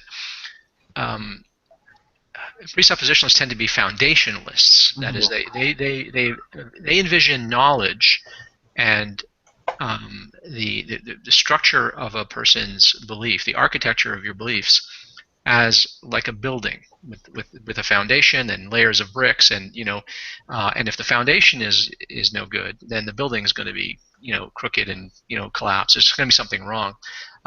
So they think of knowledge as something that you sort of build on layer by layer, and there has to be a solid foundation. The foundation, they think, has to be indubitable, not subject to doubt, which they tend to confuse with inerrancy, not subject to error. But I mean, I think that entire picture of knowledge is wrong. I think that a better picture of knowledge is something closer to coherence, the kind of coherence that you're talking about, Maximus, which is sometimes the raft analogy or the spider web analogy. Think of knowledge not as a building, as a structure where if you just rip out one brick at the bottom, the whole thing could come tumbling down, but like a spider web. In a spider web, the strands are mutually reinforcing. You can cut any particular spider web. It'll affect the integrity and structure of the web, and you can attach another strand in there, but the whole thing doesn't collapse. There's no one strand that supports the entire web, right? Or like a raft. A raft is not one plank or one beam that keeps the whole raft afloat. If you pull that out, it's not like the whole thing falls apart. And consequently, you can revise your raft while you're at sea, while you're floating. You can tinker with it and change it, so it ends up looking completely different, with a completely different structure and architecture. So things are not as brittle as people imagine. But if you're a foundationalist and you imagine that knowledge has to start with self-evident truths or indubitable axioms or something like that, well, you're going to have a hard time. You're going to have a hard time finding anything that qualifies as a self-evident truth or as an indubitable axiom, except perhaps in certain formal domains like arithmetic or formal logic or something like that. But then you're going to have a hard time building anything on that. You're going to be stuck in that domain. You're not going to be able to say anything about the external world. I mean, people from Descartes onwards have tried to do that, and that is a failed philosophical project. So I think foundationalism is just really off the table, philosophically speaking. And any epistemological position that is predicated on the truth of the foundationalist view of knowledge is in trouble. I think I think maybe it's due to my naivete, but I'm still not convinced it's a failed project. But that's just me. Well, there are other options. I mean, there's a middle course, for instance. There's something called found-herentism, which is something I'm sympathetic to. Yeah, it's something I'm actually sympathetic with. Yeah, Susan Hackett has that position, if I remember correctly. Yeah, that's right. Yeah, Susan Hack does. Yeah. So right now, sorry, I think Hogtie was waiting to get in with something. He's still here. He's just stepped away. Do you mind if I ask you a quick question, Ozzy? Just for my... No. Brilliant. For me, it's been a bit of a difficult thing to get into the idea of having knowledge. I still haven't got past this idea of justification.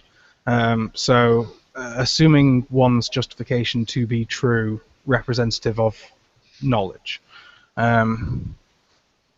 So perhaps like the assumptions we make there, or the assumptions that we have to contest there, because I don't see how I can get, I don't see how I can have knowledge without first assuming that I have knowledge, essentially. Oh, okay. All right. Well, a word or two about justification. The operative definition within most presuppositionalist discourse is a definition of knowledge called the JTB definition of knowledge. JTB stands for justified true belief. Okay, and a lot of people will have heard this. It's been bandied around for a long time. And the reason a lot of people have heard this, even if they're not familiar with presuppositionalism, because presuppositionalists didn't come up with this either, is that it's a very old definition of knowledge. It's the oldest definition of knowledge in the history of philosophy. It was put forward in a dialogue called the Theaetetus by Plato. And Plato asks, what do we mean by knowledge? How do we distinguish knowledge from right opinion, an opinion that just happens to be correct, right? For instance, if I shake a magic 8-ball and I make all my decisions based on what the magic 8-ball says, some of the time, I'm going to be doing the right thing, and certain predictions will turn out true, but it's not a very reliable process, right? So if I use that as my justification, or if I decide whether it's going to rain outside and whether or not I should bring an umbrella by flipping a coin every morning, and not looking at the clouds and not looking at a meteorology report, some of the time I'm going to be right, but we wouldn't say that I know it's going to rain because I flipped a coin and it came up tails, right? That's not a proper justification. So the idea of justified true belief is that for something to constitute knowledge, you first have to have at least a belief, right? I can't believe that this is an empty glass of beer. I can't know that this is an empty glass of beer, if it is empty, well, or an almost empty glass of beer, unless I at least believe it. If I didn't believe that this was a near empty glass of beer, I couldn't say that I know that it's a near empty glass of beer. Right? I don't even believe it. I agree with you there. Absolutely, right, okay. I agree with you there. From my perspective, I would say I have an experience, and then I formulated a belief upon that experience, and then I experience again. For me, the difficulty is how many instances of those two things occurring before I can finally qualify it as knowledge. Right. Well, hang on. There's a yeah. No problem. Sorry to interrupt. No, it's okay. There's a deep aspect to this question that I'm getting to, and that's why I'm sort of telling this story about what JTB is. So there are three conditions on knowledge. One is you at least have to have the belief that P before you can know that P. P has to be true. I can't know that this is an empty glass of beer. It's now empty. I can't know that this is an empty beer glass unless it's true that it's an empty beer glass. If this is if this glass of beer is full of beer and I believe that it's empty, then my belief is false, and then I can't know that the glass of beer is empty when it's in fact full. So that's why there's a truth condition. Now, notice that truth condition is a metaphysical condition. It's a state of affairs that it has to obtain. If that state of affairs obtains, and I believe that it's true, then I have a true belief. Okay, so what's justification then? Well, justification is real quick before you get into justification, does the belief have to be true? Is that what you said? Yeah, to have knowledge. As well as the state of affairs. Correspond to reality. It has to be true, and the state of affairs have to be true. No, states of affairs are states of affairs. States of affairs can't be true. Sentences can be true. Propositions can be true. Statements can be true. Beliefs can be true. States of affairs are just states of affairs. They can't be true or false, right? So the state of affair is what makes something true or false. It's what makes a proposition, a belief, a statement, or a sentence true or false. It's the state of affairs that makes it the case that one of those things is true or false. States of affairs are not themselves true or false. So if the state of affairs holds and my belief matches the state of affairs, then we say I have a true belief. Right? So notice that truth here is a metaphysical condition. It just describes a state of affairs. So what's the point of justification? Well, justification is that thing which is supposed to connect your belief with the state of affairs, so that my belief is not just a damn coincidence like flipping a coin, right? So that my belief results from, is caused by, is a consequence of, is conditioned by the state of affairs. So that if my belief arises in the right way, right, as a result of the state of affairs, then that justifies my belief in that state of affairs. That's the function of justification. It's to connect, it's to tether, to tie my belief to the state of affairs in a principled, non-arbitrary way. So it's not just a matter of luck, like flipping a coin, for instance. Now, so now your question, Alex, is, well, wait a minute. How do I know that my justification is right? Right? Well, you can ask the question, how do I know my justification is right? Now you're making a different knowledge claim. You're making the claim that my justification is correct, and you want to know why is my justification correct, and you can ask that. That is exactly where the regress starts. A person says, in order to know that P, that this is an empty glass of beer, P has to be true, I have to believe that P, and I have to have some justification for believing that P. Namely, I can see with my eyes, I'm having a visual experience of an empty beer glass. Okay? But wait, the person can say, well, wait, how do you know that your senses are not deceiving you, or that you're not dreaming this right now, right?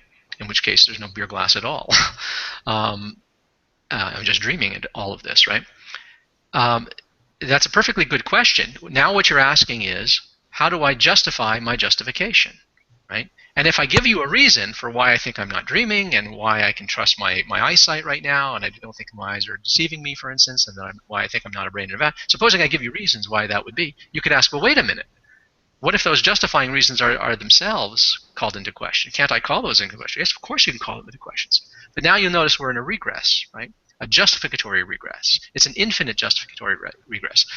This justificatory regress arises because what you're doing is, as a condition of knowledge, you're making it the case that the cognitive agent, me, the cognizer here, has to know that his justification is right.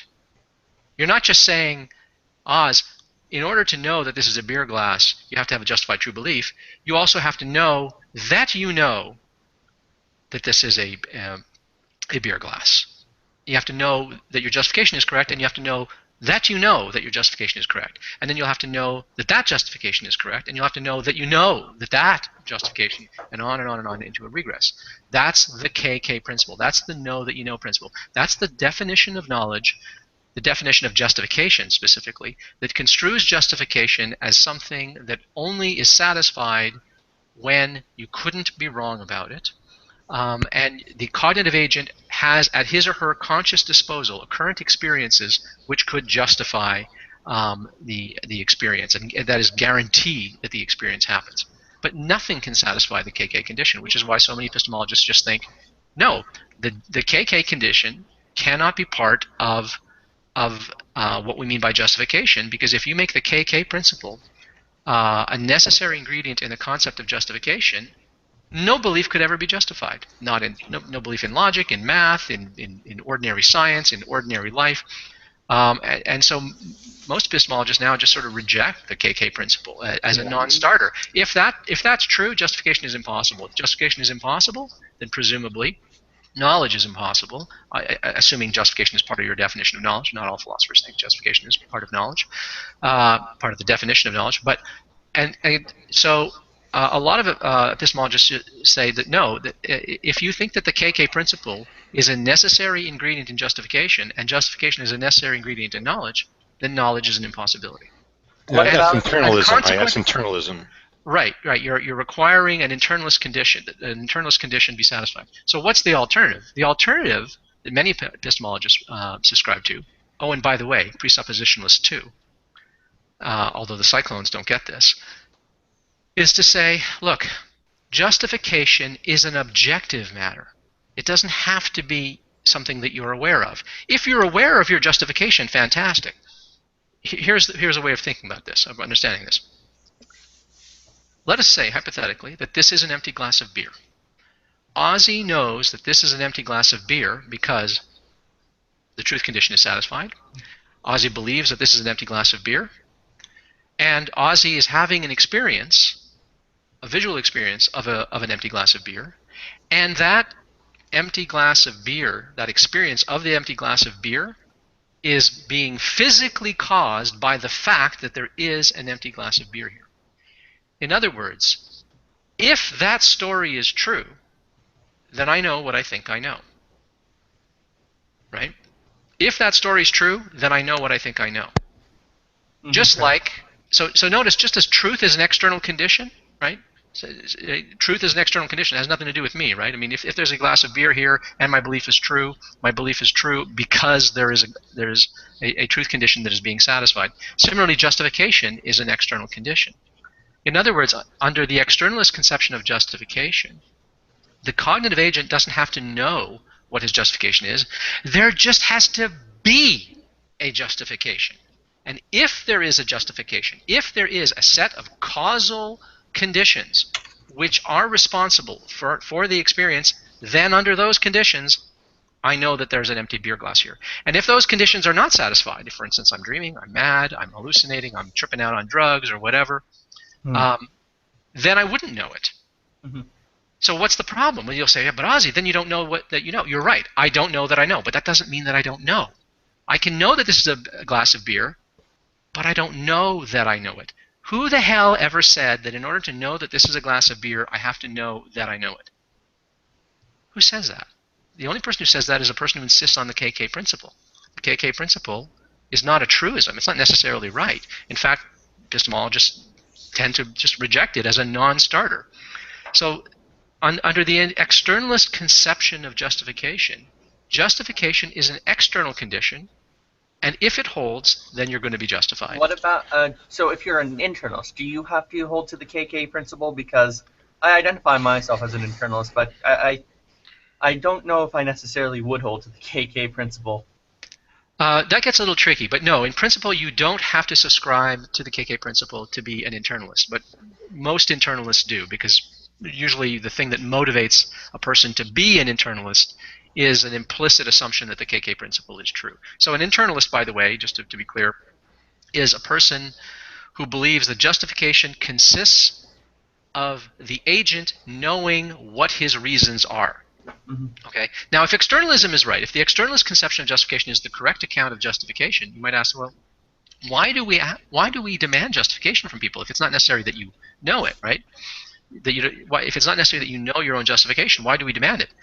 For pragmatic reasons. If I want to persuade you that this is an empty glass of beer, right, then I want to be able to state and retrace what the causal connection is if I can find out what it is. I might not be able to find out what it is. But now notice, whether you're a presuppositionalist or not, my dog recognizes that there's food in his dog dish. My dog doesn't know anything about epistemology. My dog doesn't know anything about optics. He doesn't know anything about light. He doesn't know anything about his visual cortex and his eyeballs and the optic nerve and how any of that works. He doesn't know the causal story of how the dog bowl being there is part of the causal story for why the dog has the visual experience of a dog bowl and thus forms the belief that there's a dog bowl full of food there, right? But my dog knows that there's food in his dish if those conditions obtain. If those conditions obtain, then my dog knows what he thinks he knows. If those conditions don't obtain, then he doesn't know it, right? That's the externalist conception of justification. But if you want to be able to persuade some other person that you're in a position of knowledge, that's when you want to be able to state it. Dogs can't state their justification. We, fortunately, are sometimes in a position that we can retrace the causal steps that lead from the belief that we have back to the cause of the belief. What if, for example, you're... so I would understand that an externalist would generally hold on to a very reliabilistic system. Like they would, like for example, if one would ask, how do you know your senses are working? Well, one would kind of make appeals to kind of an evolutionary reliabilism where our sense experiences are reliable because they developed through evolutionary mechanisms that conditioned our brains to be well adjusted to take in external information, and that's kind of how we know that our knowledge is reliable. That's not how we know. That's what makes it reliable. That's what makes it reliable. It's not how you know that you know. It's what makes it reliable. And the idea is, under the externalist conception of justification, justification is about what are the conditions that make something a justified belief, not how do you know that something is a justified belief. I see. Right? Yeah. In other words, if you know that you know, that's great. I mean, if it so happens that you know the justification for your true belief, fantastic. That's gravy. Then you're in a position to persuade other people. So, okay. Yeah, I want to point out that presuppositionalists will adhere to externalism but for you, they will demand an internalist justification. So that's the double standard, another trick that presuppers do. They're externalists, but they will demand an internalist justification from you. So the internalist justification. So an internalist justification, I would probably give, with regards to how do I know, is I usually probably give a bit of a criterion. So, for example, if usually these notions I kind of fathom as coming from a form of skepticism or a form of questioning. So, but the questioning itself, as far as I'm concerned, presupposes that even the questions the skeptic is posing to you have to make sense.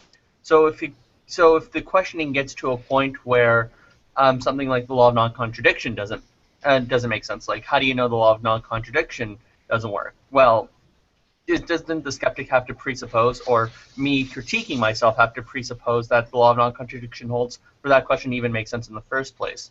So for me, it's either going to boil down to a place where questioning no longer makes sense, and if it doesn't boil down to that, I should try to come up with a further justification with regards to that I know. So that's kind of how I parse it out in my mind, and it's internalistic, mostly because of the fact that I don't have to appeal to anything outside of it.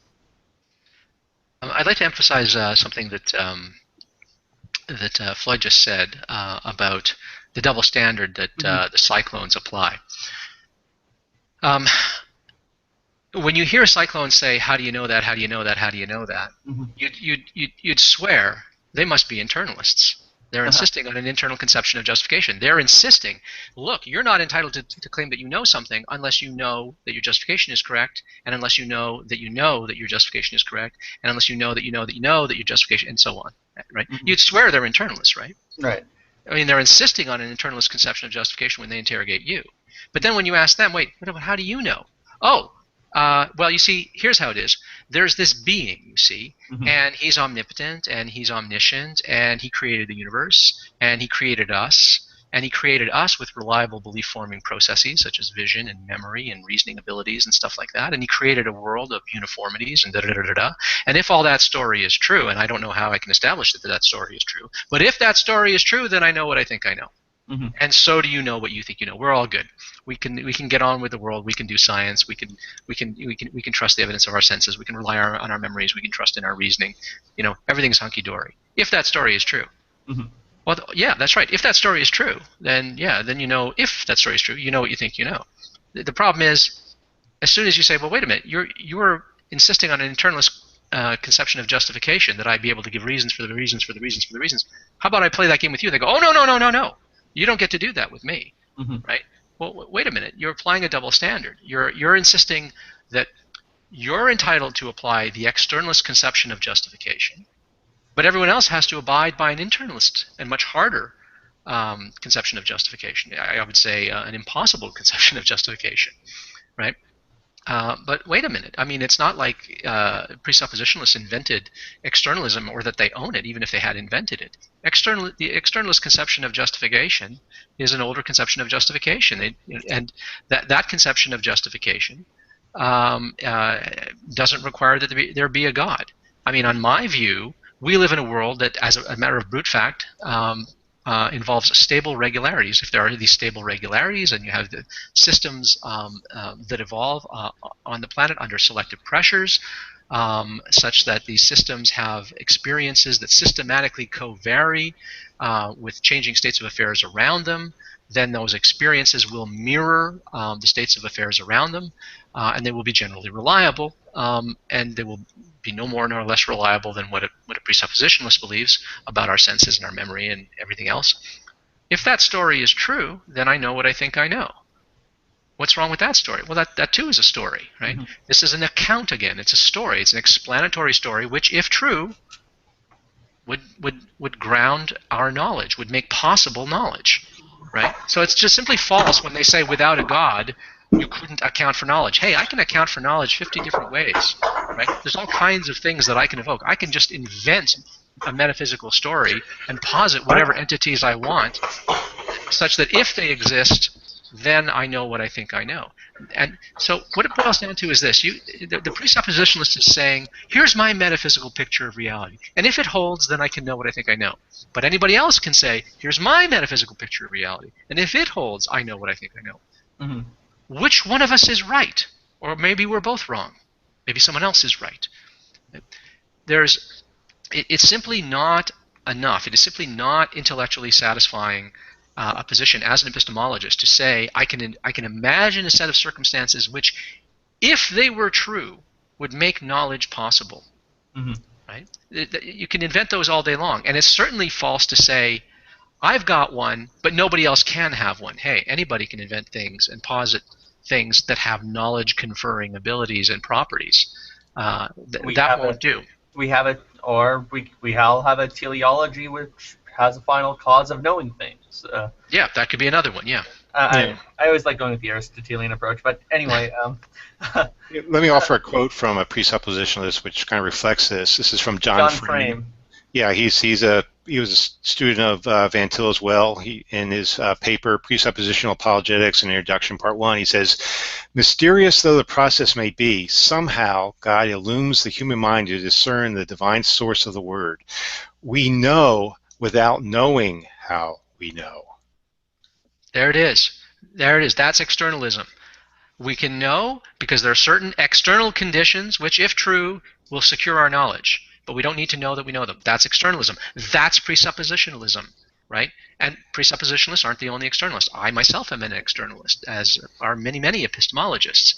That is exactly right. And if more cyclones understood that presuppositionalism, properly construed, applies the externalist conception of justification, they wouldn't be going around challenging everyone with an internalist conception of justification, because when they do that, they're abandoning their worldview, they're bracketing their worldview, and they're simply trading on people's naivete and naive intuitions that justification consists of the conscious awareness of the causes of your belief.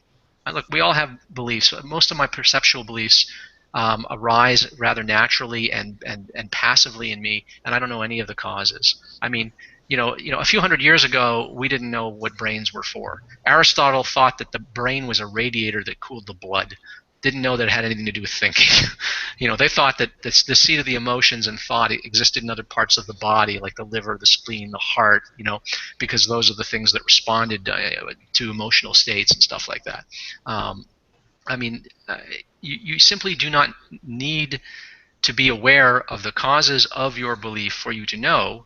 You just need to be aware of the causes of your belief if you want to be in a position to be very confident about your beliefs and to be able to persuade other people, for pragmatic purposes, persuade other people that they should trust you in what you think you know.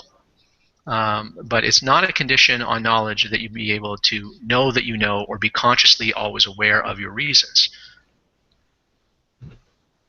Especially for perceptual beliefs, for instance, or memory, for instance.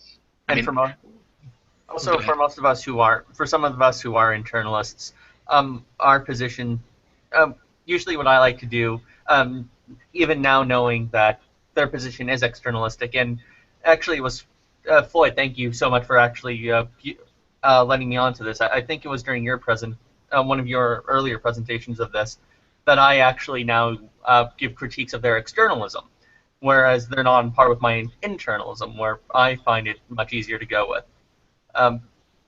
In fact, there's in church history there was this very interesting debate that went on about the doctrine of divine illumination. Divine illumination is the theory that people intuit knowledge from God first and foremost, and after intuiting it and obtaining further knowledge from the external world, then that's how you build and stabilize knowledge. It came from Augustine, who kind of was inspired by Plato's forms. He put them in the mind of God, and then he just intuits the forms from the mind of God as it was created, as opposed to us being pre-born into some Platonic realm and then being encapsulated into our bodies.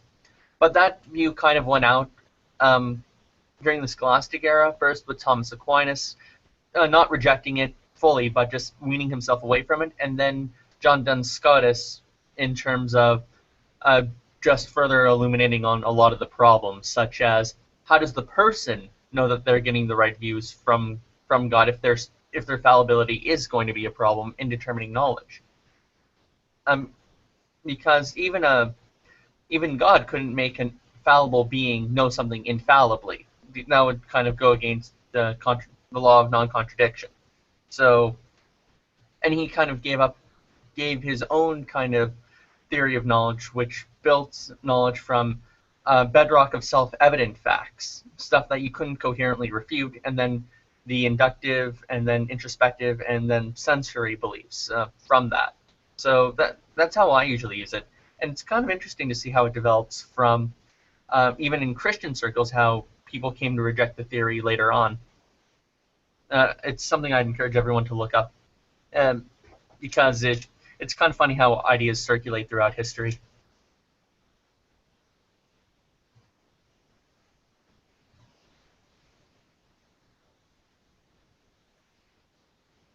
Oh, I thought everybody froze up. I was like, yeah. I just saw the chat go by there. Yeah. Well, it came to an impasse. Socka, do you want to wrap it up, or? Yeah, I think, you got your presentation out. I think that's a ton of info inside this hangout. Definitely will have to watch it again. Mm-hmm. And you guys pull a big crowd because we had a lot of viewers for this event.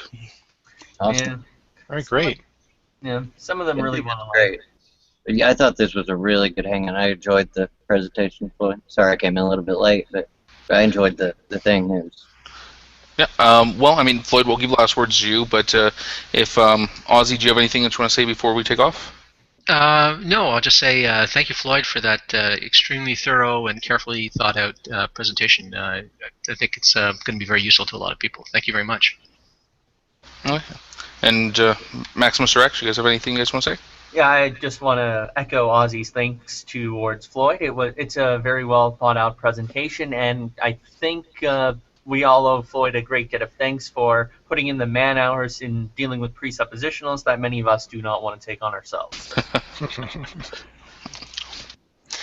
right. Well, thanks for listening. I enjoy doing these things, and I'm glad people are interested and willing to hear what I have to say. So I appreciate that. Share this hangout. Reshare it. If you liked it, reshare it. Tell your friends. Anyway, thank you very much for coming out, and thanks for everybody that watched, and have yourselves a good night.